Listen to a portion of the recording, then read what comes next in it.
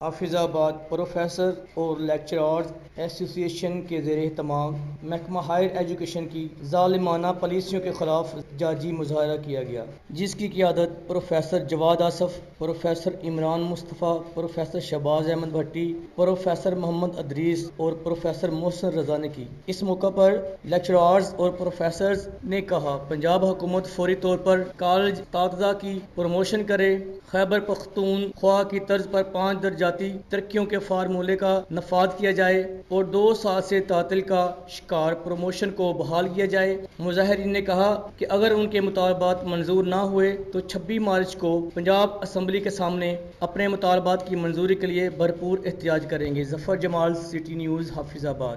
ہم لاتے ہیں ٹاپ نیوز، آپ کے فیورٹ ٹاک شوز اور انلمیٹڈ انٹرٹینمنٹ صرف یوٹیوب پر۔ اگر آپ نے ابھی تک ہمارا چینل سبسکرائب نہیں کیا تو ابھی سبسکرائب کریں اور بیل آئیکن کو کلک کر کے ہماری لیٹسٹ ویڈیوز کے بارے میں اپڈیٹ جانیں۔